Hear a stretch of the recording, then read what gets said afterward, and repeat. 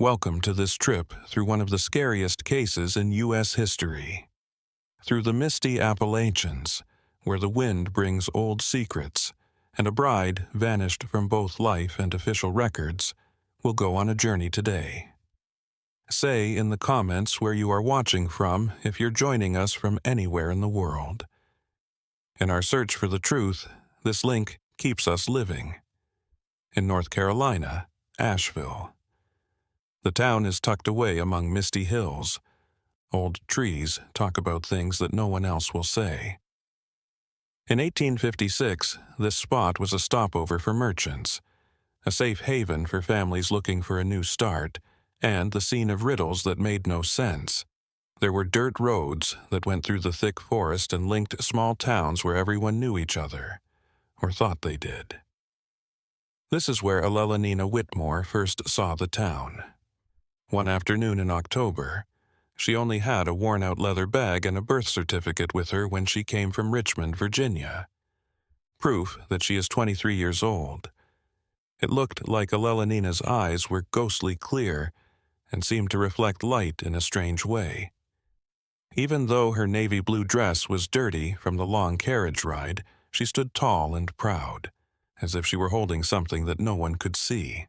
To find Thomas Hartwell, a lumber trader who had promised to marry her by mail, she went on the hunt. They wrote letters to each other for 6 months that showed a bright future with a house on the French Broad River, and a simple but safe life away from the demands of Richmond's social life. People in the area said Thomas was a serious, hard-working guy who was respected. Nina thought she was running away from a bad past, but she never went into specifics. Something changed in the air when she finally met Thomas at the Asheville Central Inn. Witnesses said the two had a short, almost cold talk. Thomas kept looking away, which made him look nervous. Nina kept up a fake smile, as if she were trying to tell herself that everything was fine. They agreed to get married the next morning at a simple service at a Baptist church in the area. There was no big party. There were only the required witnesses and a formal registration at the Buncombe County Courthouse. However, the next morning brought something that no one saw coming. Nina showed up on time to church wearing a simple white dress that she had made herself. Not Thomas, though. He showed up almost an hour late with 2 guys that no one in town knew. Reverend Josiah Mills quickly led the service, not with the usual vows or the long blessings. In less than 15 minutes, everything took place. Nina signed the marriage license with her hands shaking so badly that her writing was almost impossible to read. Then, something strange happened. Or, more accurately, it didn't happen. The paper that Nina signed never made it to the official register office. Reverend Mills said he gave the papers to the clear in charge himself, but when the police checked weeks later, there was no record of a marriage between the 2 people. They are Thomas Hartwell and Eleanor Whitmore. It wasn't like that event ever happened. Eleanor was rarely seen in the city over the next few days. People who lived nearby said they saw her walking alone on the trails that led to the higher mountains. It was always at dusk, when the shadows got longer and it got cold. She seemed to be on the hunt for something or running away from something. There was no way to be sure. Thomas, on the other hand, stayed inside more and more. He locked himself up on his land and wouldn't come out. Tourists.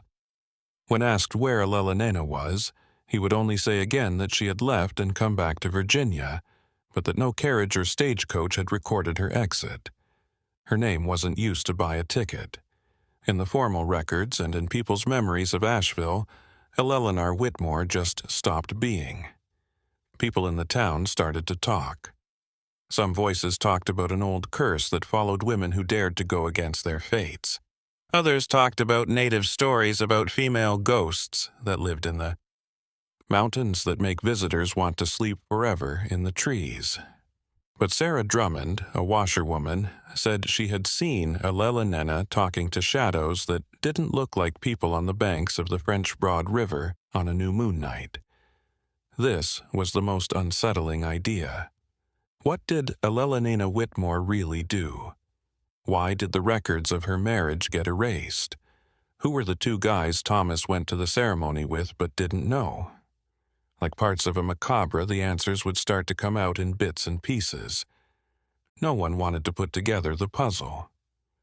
Asheville kept this secret for many years until old papers found in a dusty basement showed a truth that was even scarier than any local story.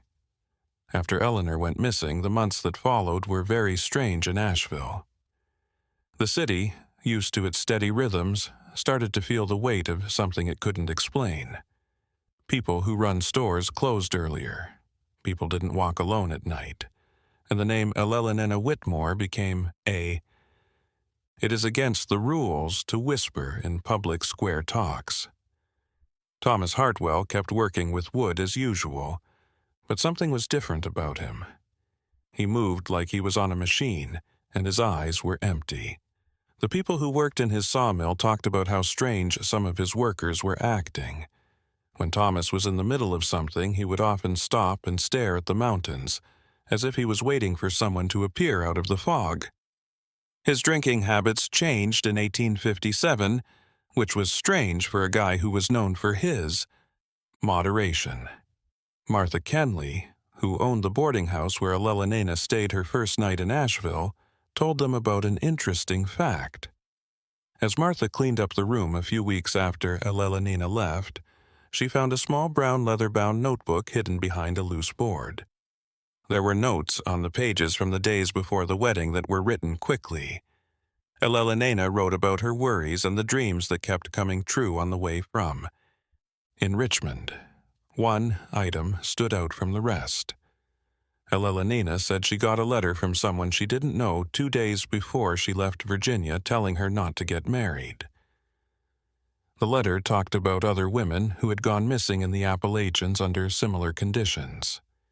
These women had always been involved with planned marriages through the mail. The sender didn't say who they were, but the stamp was from Knoxville, Tennessee, which is west of Asheville. Martha gave the book to Cornelius Wade, the sheriff of the area.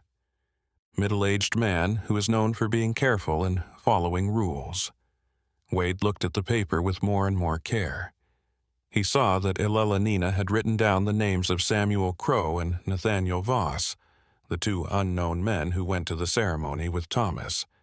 No one in Asheville knew these names, but a search of the lodging records showed that both of them had stayed at an inn close to the Tennessee line. Sheriff Wade chose to look into things more when he got there just 1 day before the wedding. It was his trip too. Going to Knoxville in February 1857, they had to deal with muddy roads and the bitter mountain cold. There, he talked to the local police and learned something scary. At least 4 women have gone missing in the last 5 years after moving to small towns in the Appalachians to marry guys they met through letters. They were all alike in some way. They didn't have any close family and came from bigger towns. They didn't show up for weeks after the supposed wedding. The design looked a lot alike. Each time, the marriage was. Acted out quickly, with few witnesses, and the official records either didn't exist or were wrong. When asked later, the groom said that the women had left on their own and gone back to where they came from. But friends and family of the women never saw any of them again. Wade went back to Asheville with a scary idea in his head. He thought he was dealing with more than just an absence. He thought it was planned and organized. To prove anything would, to be very difficult. There were no bodies or witnesses that could be trusted, and the men who did it were careful not to leave any clear proof. He talked to Thomas Hartwell again, but this time he had more solid evidence, and the lumber dealer stuck to his story. The truth is that Elelena had already left, but his voice was shaking and his hands were clearly sweating. Wade knew Thomas knew more than he told him, but he didn't have any proof. He couldn't put him in jail or make him admit. It looked like the investigation, too. Have come to a dead end until Sarah Drummond, the lairess who said she saw Eleanor by the river, came up to the sheriff and told him something unexpected. Sarah told everyone that she had seen more than just shadows that night. 3 men were leading Enslaved to an empty house on the higher slopes. This area was called Crow Point because of the large groups of black crows that always flew around it. Sarah had lied at first because she was scared, but now her guilt was killing her. She talked in depth about the men. One was definitely Thomas, the other was tall and thin and wore a dark coat, and the third was strong and had a beard. The details about Samuel Crow and Nathaniel Voss were spot on. A trip to Crow Point was planned by Sheriff Wade.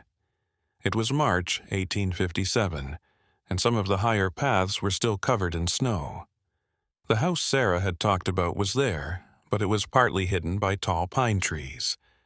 The building was fall apart, with boards that were rotting and a roof that was barely holding up. Investigators found signs of recent living there. A homemade fireplace with cold ashes, rope marks on the wooden beams, and something that chilled WDE to the bone. Navy blue cloth pieces that were the same color as Enslaved's dress when she got to Asheville. But after that, there was no more evidence or sign of what happened next. The house was just as stubborn about keeping its secrets as the mountains around it. What was found at Crow Point changed the case in every way. Deputy Wade knew that he had enough proof to put pressure on Thomas Hartwell and find the other 2 guys who were involved. The job would be harder than he thought, though. Soon after their wedding, Samuel Crow and Nathaniel Voss disappeared from the area, and no one could give exact information about where they were. Wade chose to try a different approach. Instead of talking to Thomas directly, he started looking into his past to see if there were any links that could explain why he was involved in that evil plan. What they found was disturbing. Thomas wasn't from Asheville in the first place. He moved to the city from a small town in eastern Tennessee called Greenville in 1854. In that place, he worked as a builder and kept in touch with a small group of friends. Wade found something interesting in the Greenville Baptist Church records. Thomas had been married to a woman named Abigail Morse before, in 1853. In the same way that they got married through letters, she came from Charleston, South Carolina. 3 years were spent together. Months before she was said to have left to go back to her hometown, Abigail said she couldn't handle living in the woods. But Abigail never got to Charleston either, just like Enslaved. Her family members who lived far away never heard from her again. It was getting too clear that it wasn't a coincidence for it to be. Quaid understood he was dealing with a planned operation that probably had many people working together and covered several counties. Men who were lonely used love notes and promises of marriage to get women who didn't have strong family ties. Ease of use. But soon after the service, something bad happened.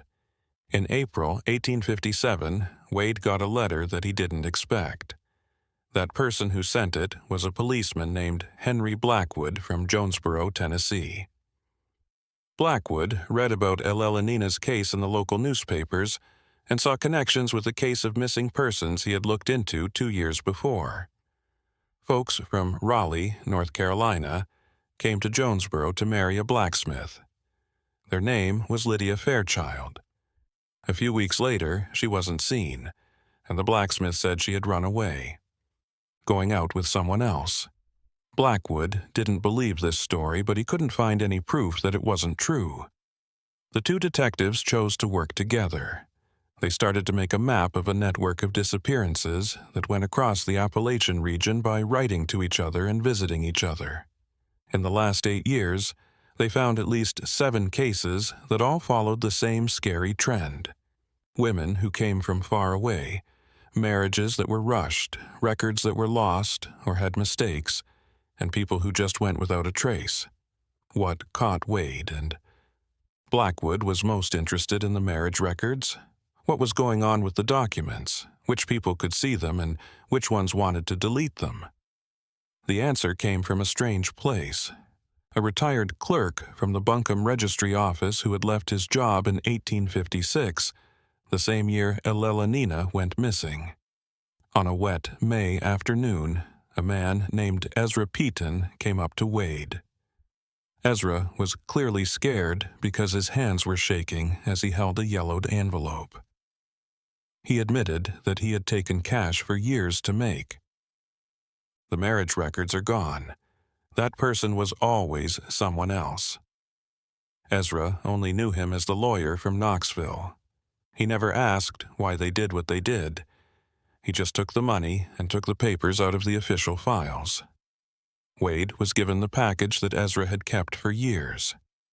Inside were copies of 3 marriage records that he had taken out, such as those of Thomas Hartwell and Ellelanina Whitmore. There was something else, though. Notes made by hand in the margins of the papers, numbers that looked like money amounts, and wedding times that didn't match up. Wade noticed he was looking at some kind of accounting, a list of all the money that had been spent and earned.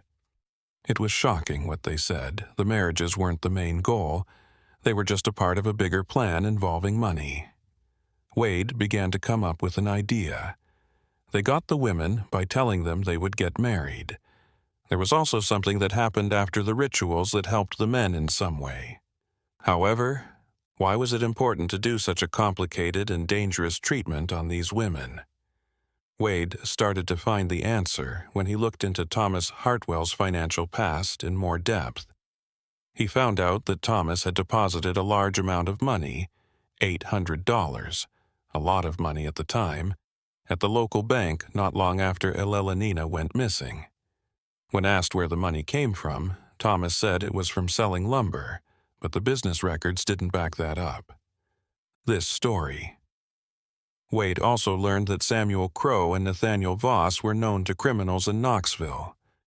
Crow had a past of stealing property and inheritance, and Voss was thought to have been involved in schemes to fake documents. Both of them knew someone at a law company that dealt with wills and inheritances. This is the kind of business that could gain from civil records being changed or stolen identities. The last piece of the puzzle was starting to fit together. Not just any women were picked. They were chosen because they had something valuable, like a family property, money in the bank, an insurance policy, or the right to live on land. After the marriages, the men officially took over these assets, and the women just disappeared, leaving no way to fight the transfers.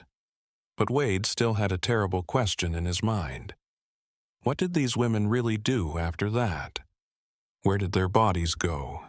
Why had no one ever found proof of what happened to them? They are very big, the Appalachians.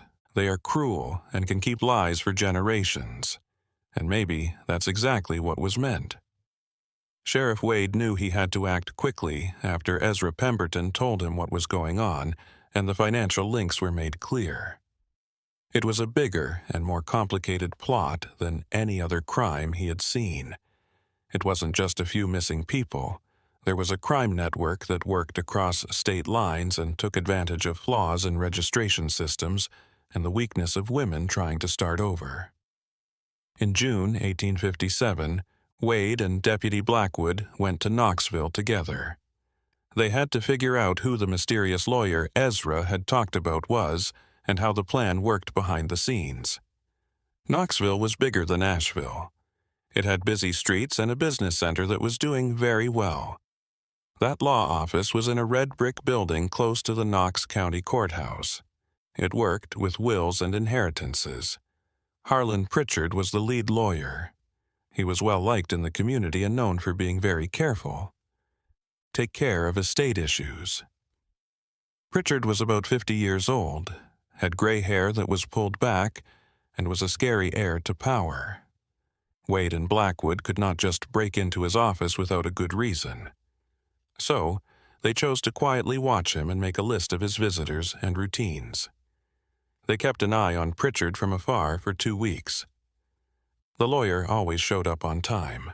He went to the office in the morning, met with clients during the day, and often ate at a fancy restaurant close by, the Tennessee River. But there was something strange about Thursdays for him. On that particular day, Pritchard always left the office at noon and walked to a less reputable tavern on the edge of town, where gamblers and shady traders liked to hang out. At that point, Wade and Blackwood finally saw the link they were looking for on a hot July afternoon. They saw Pritchard talking with Samuel Crow at a table in the back of the tavern that was out of the way. The talk went on for almost an hour, and even though I couldn't understand what they were saying, it was clear that the two guys were exchanging an envelope. That's when Crow put the package in the inside pocket of his coat and walked out the back door into the narrow streets. Wade knew that he needed more proof against Pritchard in order to build a case. He needed written proof that the lawyer was connected to the disappearances. He got a limited search warrant to look through Pritchard's public records with the help of a friendly judge in Knoxville, related to estate cases that have been handled in the past few years. What they found shocked them. Pritchard had handled many property transfers involving newlywed women who were later found to have left their houses empty. In each case, the husbands showed papers that said their wives had left on their own, giving up their rights to land and assets. With these declarations, Pritchard made it possible for the husbands to get the assets, which they then sold or gave to other people, all the time in exchange for a large fee for the lawyer. It was crazy how much it was. In the past 5 years, Pritchard had helped with moves worth more than $15,000, which was a lot of money at the time. And each of these moves happened at the same time as one of Wade and Blackwood's maps of disappearances. When they looked into the case of Elelanina Whitmore in particular, they found the most upsetting thing. Before she left Richmond, Elelanina got a small piece of land from an aunt who lived far away. A piece of land with a simple house on it that is worth about $1,200. In her letters to Thomas, she talked about this fortune because she saw it as her gift to the new house they were going to build together. 3 weeks after she went missing, papers were brought to the Richmond court that showed Elelanina had sold the house to Thomas Hartwell for $500, which was a lot less than what it was worth on the market. Eleanor's signature was on the sales paperwork, but Wade later talked to handwriting experts who pointed out important differences. Problems when compared to real parts of the book that were found in the boarding house. The signature had been faked, most likely by Nathaniel Voss, who is very good at making fake papers. Wade had a good case at last. He told the Knoxville district attorney, a good man named William Stanton, what he had found. Stanton was shocked by how big the plan was and agreed to hold a grand jury investigation into Harland Pritchard, Thomas Hartwell, Samuel Crow, and Nathaniel Voss. But before charges could be filed, something strange happened. It was August 1857, and Thomas Hartwell was found in a terrible state on his Asheville farm. The night before, neighbors said they heard screams coming from his house. When Sheriff Wade got there, he saw Thomas sitting on the floor of his living room, looking into space and mumbling words that didn't make sense. It was clear that Thomas was having a mental breakdown. Throughout his speech, he kept saying Elelanina's name and begged for, "Please forgive." Wade tried to question him, but Thomas went back and forth between being completely clear-headed and completely lost. When he was feeling more stable, he started to say bits and pieces of what had really happened, but he always stopped before finishing his statements, as if something was stopping him. A neighborhood doctor checked Thomas out and said he had a serious nervous condition that might have been caused by long-term stress and guilt. He was taken to a mental health facility in Charlotte, North Carolina, so he could get the help he needed. Thomas was going and gave Wade a rusty key while saying, "Only truth lies where crows rest." Wade knew right away what Thomas meant. Raven's Point. Something more was going on in that empty house that they hadn't found the first time they looked. The secret things were kept in a hidden box or compartment that the key opened.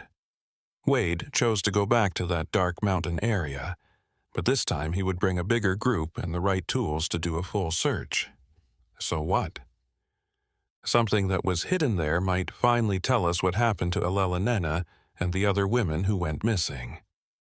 Early in September 1857, plans were made for the second trip to Crow Point. Sheriff Wade called together 6 reliable men, including Deputy Blackwood, who had come all the way from Jonesboro to help with the search. They packed flashlights, digging tools, and ropes so they could do a full inspection of that remote mountain area. This time, the road to the empty cabin looked even scarier. A thick cover of trees rose above the ground. That kept the sun from shining through. The only sound that broke the quiet was the sound of crows, which is how the place got its name. Wade felt a weight in his chest when they got to the broken-down building. He knew they were about to find something that would change everything. The key Thomas gave me was small and old. It was the type that is used on locks on chest or cupboard doors. The men started to look for any locked building in a planned way. It was one of the helpers who noticed something odd about one of the house ceiling boards. When stepped on, it made an empty sound. By carefully removing the rotten wood, they saw a hole in the floor that was blocked by a solid wooden lid with a broken padlock. Thomas's key worked great. Wade opened the cubby with a little shaking in his hands. A metal box, about the size of a small toolbox, was inside. Rust and dirt were all over the surface, but it was still sealed. With care, he brought it to the surface and opened it in the light that came through the cracks in the cabin. Even though the contents were simple, they were disturbing. There are dozens of carefully organized papers that are kept dry by waxed cloth wrappers. Personal letters, birth certificates, and land deeds were among the things that were found. There was a different woman in each set. Wade knew right away that those were Elelonena Whitmore's papers, but there were a lot more. Eliza Fairchild, Abigail Morse, and 5 other women whose names he didn't know yet, along with the personal papers. They were very detailed financial records written in a style that Wade knew from Harlan Pritchard's files. The numbers, dates, and names were written in code on these ledgers. Wade was able to figure out the method after some work. There was a number next to each woman's name that showed how much her assets were worth before and after the transactions. The amounts were split among several people, but the biggest share always went to someone named H.P. Sack, clearly Harlan Pritchard. But the most. Among the strange things in the box was a black-bound notebook. Inside, each woman's story was written by hand and went into great detail about how she was tricked, married, and then unable to fight the property transfers. The tone was cold and almost scientific, like it was talking about everyday business. The women's ultimate fate wasn't said outright.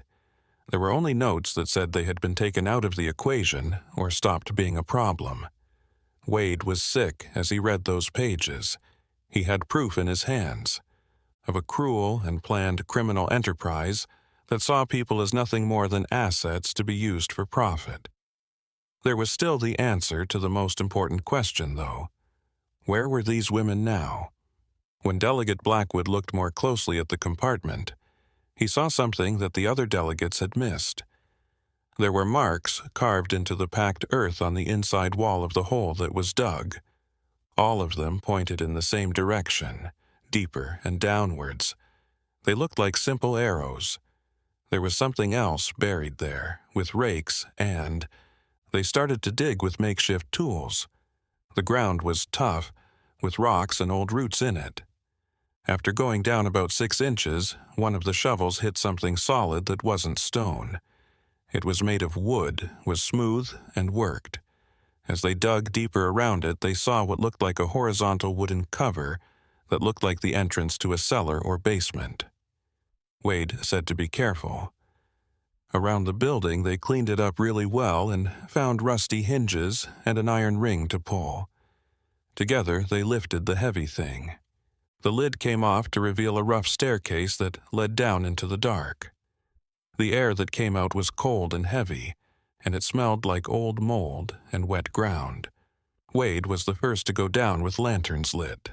Blackwood and 2 other men came after him. There were about 10 steps on the staircase that led to a room dug into the ground with walls made of wooden planks. They had to stoop because the ceiling was low. The space, which was about 3 meters long and 2 meters wide, was clearly built on purpose for a certain reason: the gallery. The walls looked like they had been used. The wooden supports had rope marks on them. The ground floor had dark stains, and the corners had pieces of fabric that were falling apart. That was it. There were no body parts or other direct signs of what had happened. The chamber had been cleaned very well, probably every time it was used. However, the fact that there was an underground prison was enough proof of bad intentions. Wade imagined that Elelena and the other women were being held there alone and scared while their things were moved, and their papers were faked. What happened next was still a mystery, but the way everything was planned and deliberate made him think of a fate he didn't want to fully imagine. When Wade got back to the surface, he told everyone to write down and take pictures of everything. In Asheville, a traveling photographer was hired to take pictures of the scene so that they could be used as proof in court. The papers from the metal box were carefully packed up and given to WDE to keep. With this proof in hand, he was sure that he finally had what he needed to do what was right. But he also knew that the court case would be hard. Harlan Pritchard was well known and had a lot of power. Samuel Crow and Nathaniel Voss were sneaky, and they probably already had plans to run away as soon as they found out how far the investigation had gone. Thomas Hartwell was locked up and might never be able to remember what he was thinking enough to testify. The truth had been found, but getting people to be convicted would be a whole new challenge. And the most important question was what happened to the missing women in the end. The Appalachians seemed determined to keep this a secret forever. When the WDS came back to Asheville with the evidence, it was the start of one of the most complicated criminal investigations in Appalachia's history. Now that William Stanton, the prosecutor, was sure of how serious the case was, he gathered help from North Carolina, Tennessee, and Virginia. What size the scheme is. Required cooperation between areas that rarely worked together that had never been seen before. In October 1857, arrest warrants were issued for Harlan Pritchard, Samuel Crow, and Nathaniel Voss all at the same time. The operation was set to happen early in the morning, so there wouldn't be many chances to get away. Pritchard was found at his home in Knoxville, which was a large 2-story house with well-kept gardens. He greeted the police officers with an unsettling calm, as if he knew what was going to happen. He put on his best suit and set up his personal documents and moved forward without any problems. Samuel Crow did not show the same calmness. He was found getting ready to leave a boarding house in Bristol, which is on the border between Tennessee and Virginia. When police knocked on the door, he tried to get out through the back window, but after a short chase through the muddy streets, he was caught. False documents with different names and a large amount of money were found in his room. Bills from different banks worth more than $1,500. Nathaniel Voss showed that. Elude you the most of the three. He had been seen nowhere since he left Knoxville weeks before, probably because he knew how the investigation was going. Wade sent notices to all sheriff's offices and police precincts from Georgia to Pennsylvania, but Voss didn't seem to be anywhere to be found. Because he was good at forgery, he probably used different names when he traveled, which made it very hard to catch him. It was planned for January 1858 in Knoxville for Harlan Pritchard and Samuel Crow to be put on trial. This location was picked because it had the most written proof. Journalists from several cities were sent to cover what was already being called the Appalachian bride scandal case because it was happening in their own area.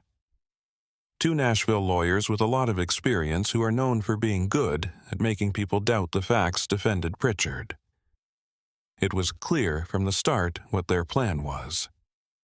Admit that Pritchard helped people move their property. but say that everything was legal based on the paperwork he showed them, was thought to be real. The defense said that there was no proof of a crime in the disappearances of the women, only assumptions and evidence that didn't prove anything. On the other hand, Samuel Crow kept quiet during the first few proceedings. His lawyer, a young and inexperienced lawyer hired by the court, kept saying that his client denied any wrongdoing and that his attendance at the weddings was just a coincidence. Stanton, the prosecutor, built his case in a planned way. He gave the papers to them, found in the metal box, which makes it clear that there was fraud and a plot. Handwriting experts spoke in court about the fake signatures. The former clerk, Ezra Peaton, openly admitted that he took down marriage records in exchange for money, saying that Pritchard was the one who paid him. Martha Kenley brought Elelenina's diary to court and talked about how the young woman was feeling before the wedding. Sarah Drummond told what she saw that night on the river and named the 3 guys she saw. There was a lot of noise in the courtroom when the photographer showed pictures of the house at Crow Point and the underground chamber. But when they called Thomas Hartwell in as a witness, that was the most exciting part. He was getting better with medical help, but he still showed signs of being emotionally unstable. Thomas admitted that he was involved in the plan, but his voice was shaking and he took a lot of breaks. He talked about how Pritchard hired him through Samuel Crow, at first drawn in by the promise of easy money to settle gambling bills. Thomas explained how the process worked. He sent love letters to lonely women in faraway towns, especially those whose newspaper ads said they owned property or had inherited money. After they started writing to each other, he asked them to marry him and made sure they came by themselves and without telling many people. After the ceremonies, the women were taken to Ravens Point under a false pretense and locked up in the basement while their papers were faked. Their lands were given to others. The courtroom was dead silent when the judge asked, "What happened to these women?" Thomas tried to answer after the transfers were over, but his voice gave out. He had tears running down his face. He opened his mouth a few times to try to speak, but nothing came out. He finally fell down and had to be taken out of the room while he was still down. The courtroom was like a dark cloud because of that question that hadn't been answered. Everyone knew what it meant, but there wasn't a clear explanation. The prosecutor could not officially charge the suspects with murder until they admitted to killing someone or body parts were found. Fraud, plot, forgery, and kidnapping were still the main charges.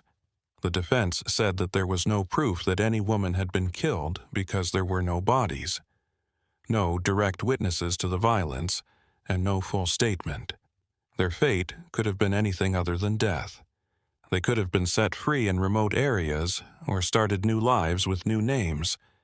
The way it was set up was a good case, even if it's morally wrong. The jury thought about the case for 3 whole days. When they came back with the decision in February 1858, the courtroom was full. Forgery, plot to commit fraud, and helping to kidnap were all things that Harlan Pritchard was found guilty of. Samuel Crow got a similar sentence, but he also tried to get away from the police. The punishments were long and hard. Pritchard got 20 years in jail. Crow got 15, but he wasn't found guilty of murder. In essence, Elelenina Whitmore was charged with a crime, and the other women were still lost, not dead. It was a bitter legal win that made Wade and many others feel like justice had not been done completely. Families of the victims who had grown apart found some comfort in knowing that those guilty had been punished, but the fact that they would never know for sure what happened to their loved ones would haunt them for years. After the trial, the years that followed brought big changes to Asheville and the towns nearby. The case of the missing brides had a big impact on the area. It changed how people thought about mail-order weddings and how much they trusted strangers. A number of articles in regional newspapers warned women about the risks of accepting marriage proposals from men they don't know, and marriage records started to be checked more carefully by the government. Thomas Hartwell never got better. He spent the rest of his days in the Charlotte hospital, going back and forth between being fully aware and being deeply sad. In emails to Sheriff Wade, he often said he was sorry, but he never finished the confession he started in court.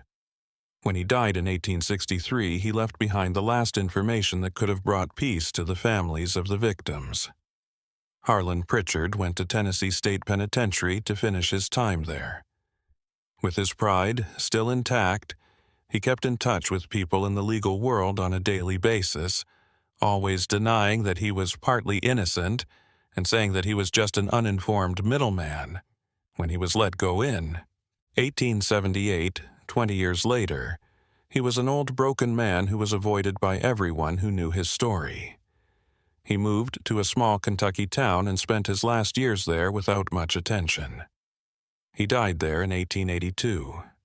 Samuel Crow went to prison for 12 years and was let out for good behavior in 1870. Unlike Pritchard, Crow didn't show up at all after getting out of jail. There were reports that he was in different states and always involved in small fraud schemes, but nothing was ever proven. He turned into a ghost, and his name was mentioned in a scary way. Stories. Nathaniel Voss, who was the only one who got away with it, was still on the run. Over the years, Wade heard rumors that he was in places as far away as Louisiana and Michigan, but these stories were never confirmed. But every time the police looked into it, the subject had already left. In 1869, a guy named Voss was said to have been seen working as a clerk in an immigration office in San Francisco, California, under a fake name. But when police arrived to look into it, they didn't find anyone who fit the description. Crow Point turned into a "people in the area avoid this place." The officials officially closed off the cabin in 1858, and the underground room was filled with dirt and rocks. However, people still felt uneasy when they were close to that area decades later. Hunters tried to stay away from that trail, and parents told their kids never to go alone into the woods in that direction. Wade stayed on as sheriff of Asheville until 1865, when he chose to stop working. He was very affected by the story of the missing brides and spent a lot of time on it. Of his free time over the next few years to try to figure out the ultimate riddle. You and the other women, where were you? He set up several searches in the areas around Crow Point, looked at old maps to find caves or natural burial grounds, and talked to anyone who might have knowledge. In 1872, Wade got a letter from someone he didn't know that made him want to do more study. The sender, who said he was only a guy who had changed his mind, said he knew what would happen to the women. The letter told Wade to look in a certain spot, a deep gorge about 5 kilometers north of Crow Point that people call Echo Gorge because the wind made a strange sound when it went through it. Wade, who was 62 years old at the time but was still determined, planned a trip to the place described above. What was the Echo Gorge? It was a crack in the rock that dropped quickly for almost 30 meters and had steep walls covered in thick plants. It was a dangerous spot that not many people went to, making it perfect for keeping secrets from getting out. Using chains and the right. With the right gear, a group carefully went down to the bottom of the canyon. What they found was both telling and not enough. There were pieces of personal belongings spread out among the rocks. A wooden comb that was only partly saved, pieces of fabric that looked like they had been worn, rusty metal buttons, and leather that looked like it had come from suitcases or bags. But there was also nothing final that could prove for sure that this was where the lost women were buried. Years, and the weather had, ate away at any organic proof, and nature took back the area, covering it with layers of dead leaves, branches, and new growth. Wade carefully recorded everything that was found and collected the objects that were found, but he knew that this finding alone wouldn't give the families the closure they needed. No one ever found out who wrote the mysterious letter. Wade thought it might have come from Nathaniel Voss, who was probably trying to make things right in his last years, or from someone who had been a rare visitor. Helper in the plan and carried the weight of guilt, but this was still just a guess. The things that were found in Echo Gorge were put in the Buncombe County archives and given names. A distant niece of Lydia Fairchild said that the wooden comb looked a lot like one she had. One of the metal buttons looked like it was from a set that Nina had written about in her diary as part of her trip outfit. These links were weak, but Waite thought they were enough to finally figure out where the story was over for those women. Wade built a small, modest memorial near the entrance to Echo Gorge in 1875. It was a simple stone plaque with a message to remember the people who went on the trip looking for hope, but only found silence. They will never be forgotten. He didn't include names because he wasn't sure, but the act of kindness helped the families who were still looking for answers. Sheriff Wade died at the age of 69 in 1879. He had spent a lot of his life trying to get justice for Nina, Whitmore, and the other people who were hurt by the mysterious plot that hung over Appalachia. The case files were given to his replacement, but since the main suspects had already been caught or punished, the investigation was officially over. Even though it was officially still open, the case had an impact on many lives beyond the people who were directly involved. Over the years, the story of Nina Whitmore and the other lost women grew into something bigger than what was written down. It became part of the folklore from the Appalachians that is scary. But there was an important historical truth about weakness, abuse, and the failures of the systems that should have protected the weakest people that hid behind the stories that would spread. In 1889, a reporter from Charleston called Rebecca Thornton came to Asheville to look into old stories about the American South. She found the Wade case files in the records of Buncombe County. The scheme's complexity and organization interested her. Rebecca spent 3 months talking to people who lived through that time, gathering information, and putting together the whole story. Because of her work, the Charleston Mercury ran a run of articles that brought the case back to people's attention. Rebecca's pieces stood out because they were based on thorough research and showed the victims as real people with hopes and dreams, not just numbers in a criminal record. She learned things about Nina's life before she came to Asheville. During her time in Richmond, she worked as a seamstress and loved reading poems by candlelight. She also said that she longed for her own family after years of taking care of elderly relatives. Eleanor and the other women were made more real by Rebecca in a way that legal papers could never do. Rebecca's study also showed something scary that the first investigators didn't fully understand. It's possible that the scheme had been going on for a lot longer than was first thought. She found links in Charleston's past, and there have been reports of similar disappearances in Savannah newspapers since 1847, which is almost 10 years before Nina's case. Women replying to ads for marriage, going to the mountains to meet grooms, and then just disappearing. At the time, these cases were seen as one-offs involving women who reportedly changed their minds or left for other places. If these links are true, there may have been many more victims than the 8 women who were found during the first investigation. Rebecca guessed based on. Based on patterns and dates, there could have been 15 or 20 people in 11 years. The illegal organization's size was scary, which suggests that it was well organized and safe enough to last for so long. Rebecca's articles started heated arguments about how the civil and marriage registration processes need to be changed. Activists started to push for laws that would require waiting times between people saying they wanted to get married and the ceremonies themselves. This would allow for background checks. Some states began putting in place unified databases that were harder to change or delete.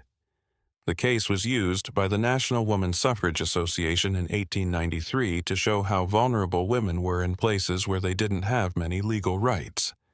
At that time, women officially lost control of their property as soon as they got married. It went to their husbands instead. This law system made Pritchard's plan easier to carry out by making it easier to make fraudulent transfers and harder to challenge. At the same time, people in Asheville were starting to think that the story had supernatural parts to it. Older people in the area told younger people that they had seen a woman in blue walking along the paths near Crow Point at night when it was foggy. Some people said they heard women's voices calling for help that would never come as the fog rolled in over the mountains. Even though it was clear that time and myth added to these stories, they showed something deeper. The group as a whole knowing that A, there had been terrible wrongdoing there, and it was never fully fixed. People in the area will always remember how painful it was that the women's bodies were never found or positively identified.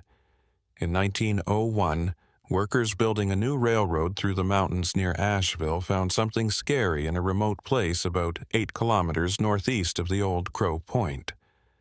They were digging to lay the base for a bridge when they found buried things that looked like old personal items. Having things. Pieces of hairbrushes, mirrors, more metal buttons and fabrics that were partly kept by the way the soil in that area is made. The engineer in charge of the project, a careful man called Douglas Farweather, knew that the discovery could be important in the history books. He stopped working for a while and called the police.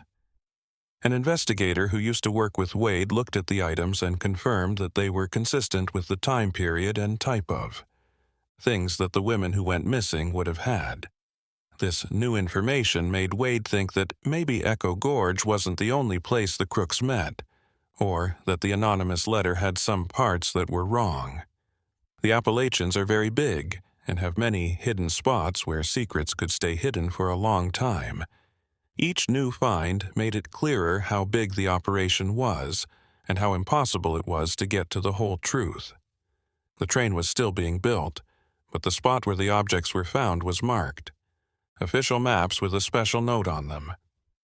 When that part of the train was taken out of service in 1947, many years later, locals built a small memorial similar to the one Wade had made. They did this because they knew the ground held memories of tragedies in the past. At the start of the 20th century, scholars started to look at the case in a more academic way, putting it in the bigger picture of crime and exploitation. At the University of North Carolina at Chapel Hill in the 1800s, a professor wrote in 1912, a detailed book called Crimes of Opportunity on the Mountain Frontiers was published. It had a whole chapter about the lost bride scheme. The study said that this kind of case happened more often than official records showed, especially in remote places where there weren't many police officers and civil records weren't very good. The lack of quick contact between jurisdictions, the fact that people moved around a lot at the time, and the fact that places were geographically isolated made it easy for criminals to get away with their crimes. Long lengths of time. Within this bigger historical picture, Ellelanina Whitmore became an icon. During the 19th century, thousands of women traveled alone in search of better chances, only to find that the world was more dangerous than they thought. She was both detailed in the details she used to describe each person and general, and how she showed how vulnerable women are in a time of fast social change. In 1925, Asheville was a much bigger and more modern city than it was in. At about the 70th anniversary of the events, in Ellelanina's time, there was a formal memorial ceremony. At the county courthouse, politicians from the city, Wade and Deputy Blackwood's families, and women's groups came together to reveal a memorial plaque. The writing honored those who worked hard to bring the criminals to justice, even if only partly. It also recognized the people who were hurt by the scheme. Several newspapers in the area wrote about the event. And now for the first. For the first time in decades, the story was back in the news. People wrote letters to share family stories of cousins who had gone missing in similar ways in other parts of the South. This suggested that the problem was even more common than had been thought. Some of these letters had important information in them that modern researchers would use to make maps of the criminal networks that were active at the time. The Neighborhood Historical Society has been very good about keeping the records that have been saved. Elelenina's diary, the papers found in the metal box, pictures of the cabin and the chamber below, and letters between Wade and other detectives are all physical proof of the case. These things were used as teaching tools to talk about criminal history, women's rights, and how the American law system has changed over time. New generations of experts were still interested in the case of Elelenina Whitmore and the Appalachian missing brides as the 20th century went on. Every decade brought new historical contexts, more advanced investigative methods, and new points of view shed light on parts of that old tragedy that had been hard to see before. Elelenina went missing exactly 100 years ago in 1956. That same year, Duke University held a conference on unsolved historical crimes in the American South. The case of the Appalachian bride was used as the main example for the study, and historians, criminologists, and sociologists all gave their own unique perspectives. One of the best, a doctoral candidate called Helena Marsh, presented an important paper. She had spent 3 years researching this case alone. Helena did something new by looking at the profiles of the suspects through the lens of psychological analysis. She read a lot of Harlan Pritchard's writings while he was in jail, as well as the letters Thomas Hartwell sent to Wade and the witnesses' statements at the trial. She came to the conclusion that the plan wasn't just about making money, it was also about abusing power and control. The men. She said that those involved were drawn in not only by the chance to make money, but also by the power they had over innocent lives. From a psychology point of view, this explanation helped me better understand why the plan worked so well for so long. Not just a crime of opportunity, but an operation that drew people with certain personalities, people who could separate morals from other things, see other people as resources to be used, and work together in secret while keeping up appearances. How things look. Helena found something interesting in the records at the Library of Congress in Washington, D.C., while she was working on her dissertation. In papers about changes to the postal system in the 1800s, she found letters between regional postmasters talking about worries about scams using the mail system to set up fake marriages. In an 1855 letter, the Appalachians were named as a specific area of worry, and women were said to have sent letters to addresses that later turned out to be fake. Turned out to be false or left behind. This news suggested that federal authorities knew about the issue before Elelenina's case went public, but they didn't have the clear authority or resources to successfully look into crimes that happened across state lines. At that time, the court system wasn't set up to deal with organized crime that crossed state lines. Smart criminals like Pritchard took advantage of this weakness. Martin Vickers was a documentary director from Knoxville who worked alone in 1968. Made a short movie about the case by carefully dramatizing it and talking to local scholars about it. Echoes from the Mountains was the name of the movie that was shown at area film festivals. Eventually, it was bought by an educational broadcaster that showed it several times in the 1970s. A lot of Americans, especially those who live in cities, had never heard of this sad part of Appalachian history before. A lot of people became interested in Vickers' video. Students in college started to pick the case as a subject for study papers. Book clubs talked about books that talked about Elelenina and how she went missing. As the internet grew in the 1990s, online genealogy groups sprung up to find possible victims' relatives. They did this by making family trees and connecting family histories that had been kept separate before. In 1997, Patricia Whitmore, One of these genealogists found out that she was the great-great-granddaughter of a distant cousin of Enslaved. She was deeply moved when she learned what happened to a family member and chose to make a pilgrimage to Asheville to see the places that were important to the story. Patricia went to the courthouse where the trial had been held and the site of Martha Kenley's old boarding house. She then hiked the tracks to the old Raven's Point.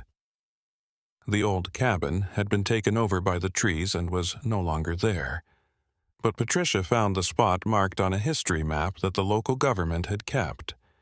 History Group. She felt a strong link to Enslaved, a woman who had died more than 140 years ago, but whose story was still told today. She was standing among the old trees and could hear the distant call of crows. Patricia wrote a memoir in 2003 called Searching for Enslaved. It is a trip through time and tragedy. The book was a mix of family history, historical study, and the author's own thoughts on how tragedies in the past still affect how families see themselves today. She focused on, donated some of the book's income to creating a scholarship at the University of North Carolina for women studying history or criminal justice with a focus on unsolved crimes involving women victims in the past. In 2006, new investigative technology finally opened up new options for the old case.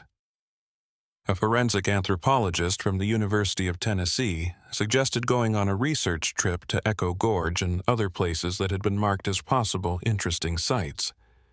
Ground-penetrating radar was used. Using these and other non-invasive methods, the team mapped subsurface features that might show signs of past soil changes.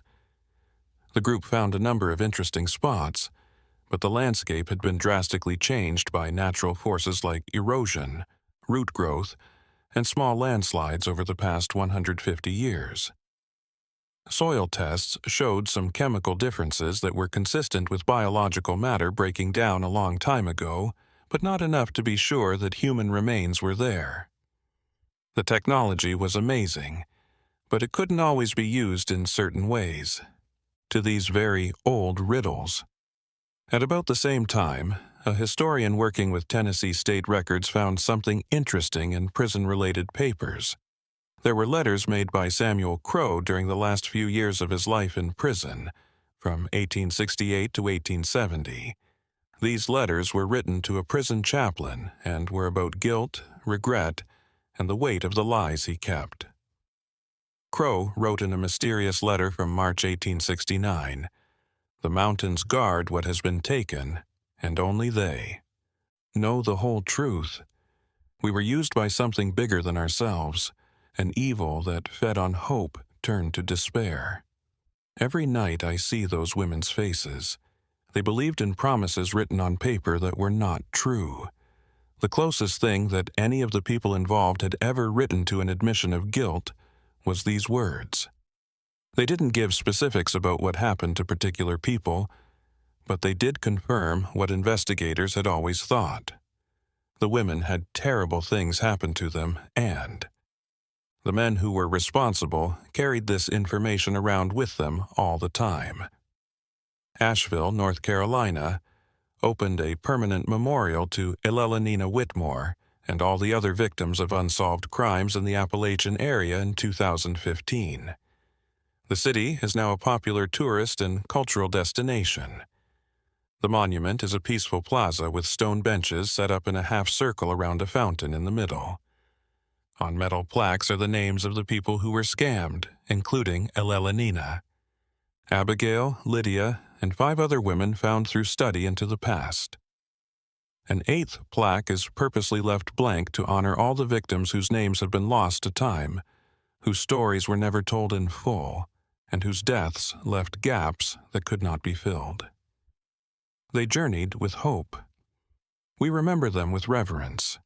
Their stories teach us vigilance, compassion, and justice. This is what the memorial's main text says. The memorial has become a place where visitors and locals can think. The same. Some school groups went as part of lessons about civil rights and local history. There are ceremonies held by groups that help victims of modern human trafficking that draw a line between past and present exploitation and tell us that women are still vulnerable and need our constant attention. Even after all these years, the story of Ellelanina Whitmore and the Appalachian brides who went missing will never be fully answered. Mountain ranges in North Carolina protect their secrets that won't give up, no matter how much time, technology, or people try. And maybe it's just the fact that this story isn't finished that makes it so upsetting and memorable.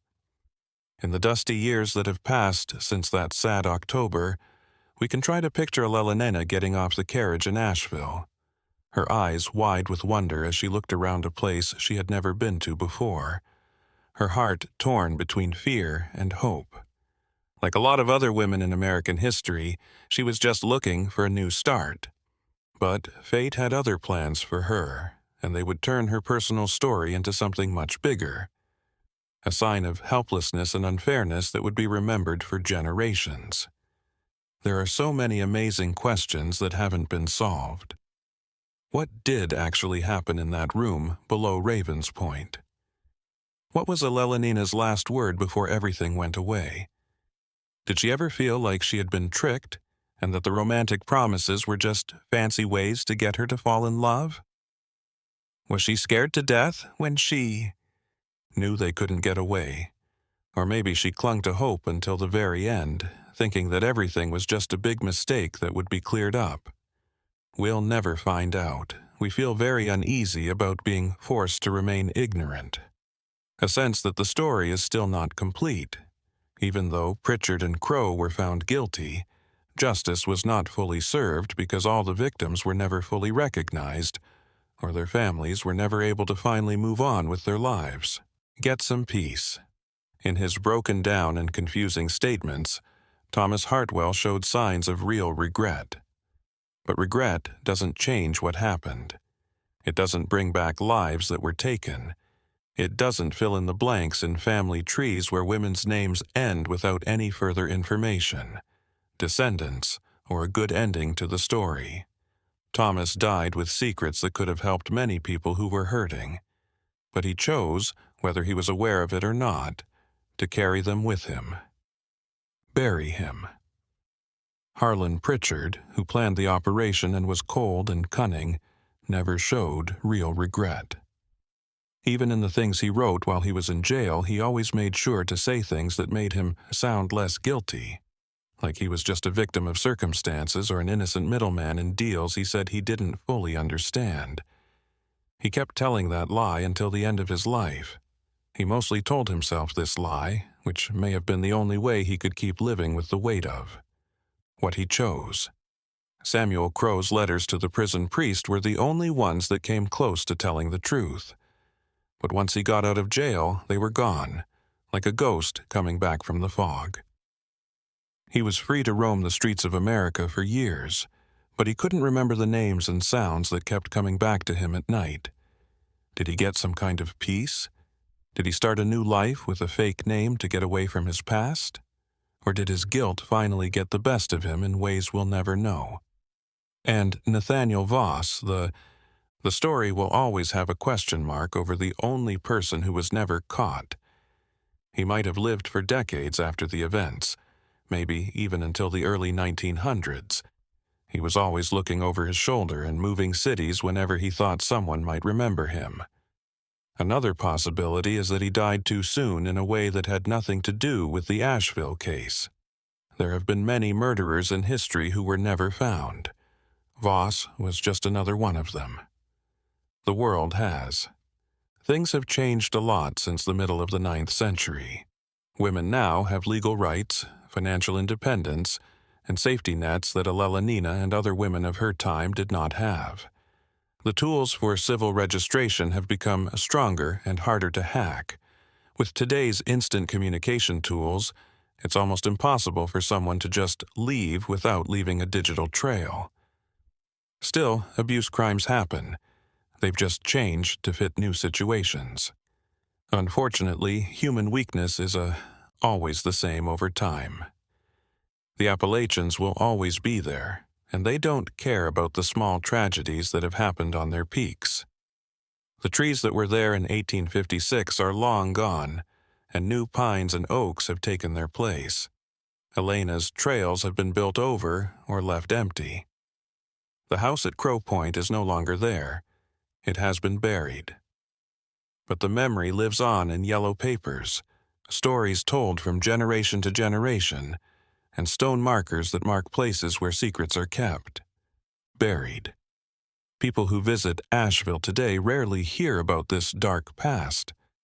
People come for the beautiful scenery, lively arts scene, ancient buildings, and friendly culture. They walk on the same streets that Elena used to walk, but they don't know that they are walking on layers of history that include both good times and bad. That might be best after all. Cities need to move on with their lives so that their ugliest pasts don't define their futures.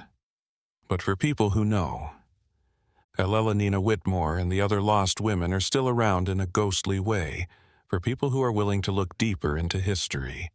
Each era has its own types of evil, ways of taking advantage of people, and victims whose opinions are shut down by privilege and power.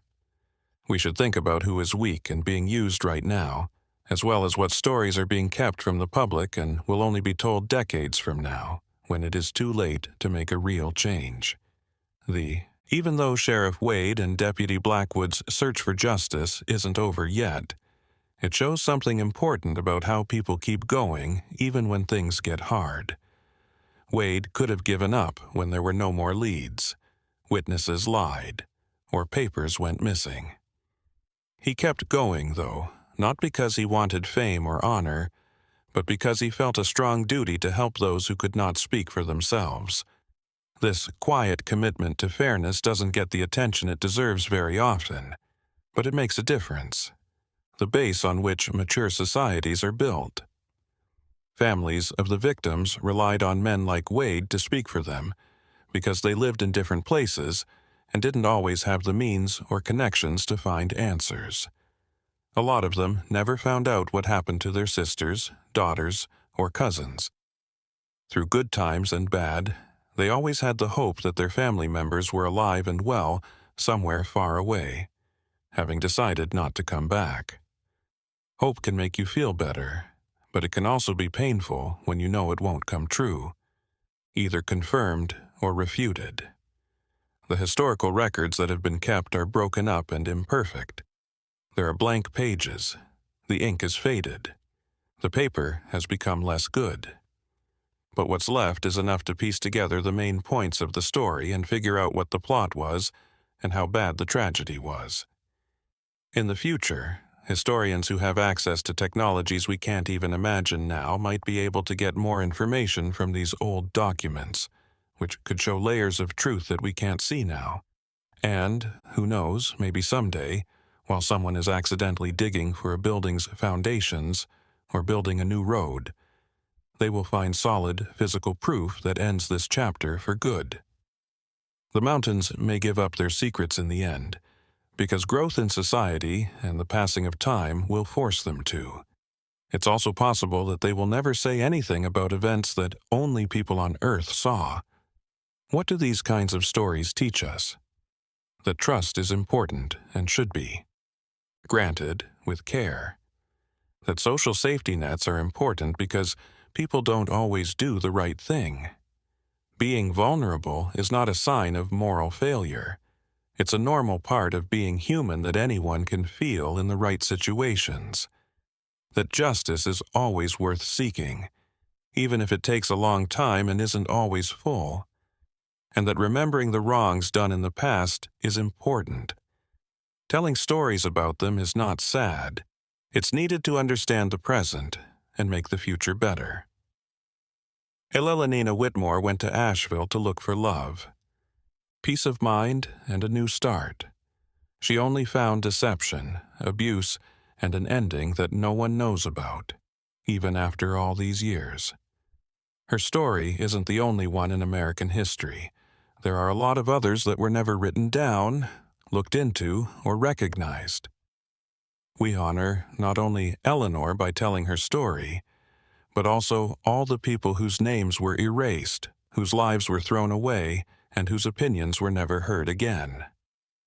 The missing brides of Appalachia stay as silent witnesses to a time when being far away meant being truly alone, when talking to people was slow and unsure, and when women didn't have many choices and often risked everything for happiness that didn't always materialize.